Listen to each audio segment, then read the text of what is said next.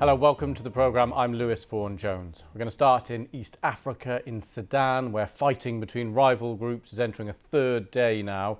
Doctors there warning desperate conditions in hospitals in the capital, Khartoum. So far, 97 people known to have been killed, hundreds injured in the violence. Now, fighting is between the Sudanese army and the country's biggest paramilitary group, known as the Rapid Support Forces, or RSF. With these two men at the heart of it. The head of the army is General Abdel Fattah al-Burhan.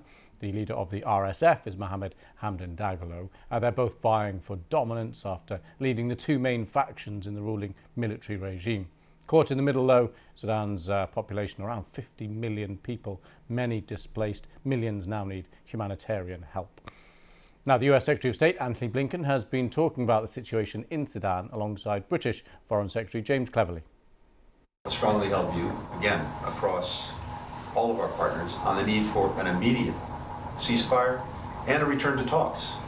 Talks that were very promising in putting Sudan on the path to a full transition to civilian-led government. People in Sudan want the military back in the barracks. They want democracy.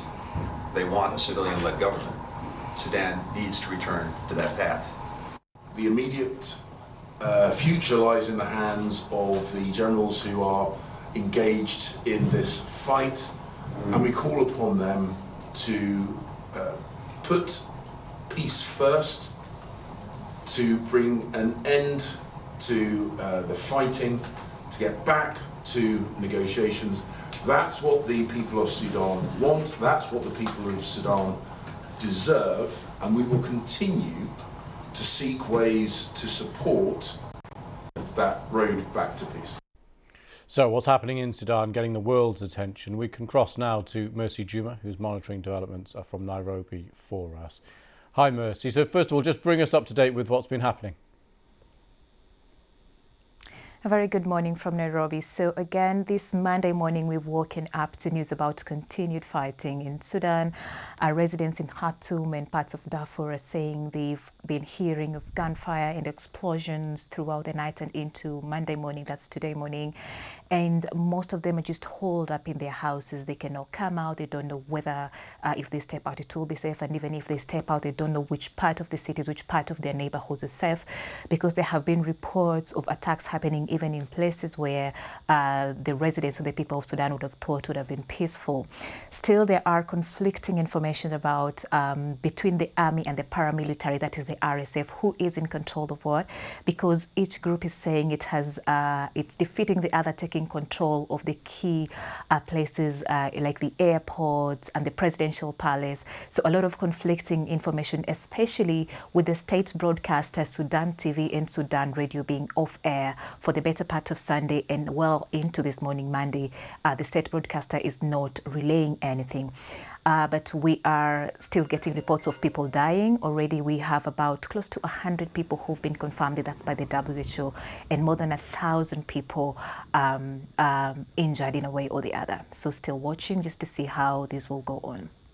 And Mercy, I very quickly outlined the two groups here right at the top of the programme, but could you just talk us through a bit of the background here, why this violence has started? All right, so this violence dates way back to, I would say, 2019, when the then Sudan president was ousted, and then come forward to 2021, there was a military coup, and then after the military coup, these two generals that you've aptly mentioned now took control of running Sudan, aside from a council of generals, and it has been a push to now move Sudan from a military rule to a civilian rule. There have been talks, involving the generals, involving the civilian and other factions to just transition into a fully civilian rule. But now, recently, there has been a lot of unrest because between these two generals, that is General Burhan, who runs the army chief, and General Dagalo, who commands the RSF, they are disagreeing on how this transition is going to happen, and most importantly, what the role of the paramilitary, that is the RSF, will be when the transition has happened and now they need to maybe merge something. So a lot of power struggles between these two, and that is what is putting Sudan in this issue. But key to note is that it's taken interest not only just globally, but also in the region. And now IGAD wants to send Kenya's president, South Sudan's president, and Djibouti's president over to Sudan to broker a peace deal. And aside from that, the African Union Commission chairperson, Moussa Faki, is also planning to go to Sudan to broker a peace deal. Okay, Mercy, we'll leave it there. Thank you very much for that, and we'll wait, of course, to see if those international efforts do have any impact there on the fighting in Sudan. I know Mercy will be keeping across events for us.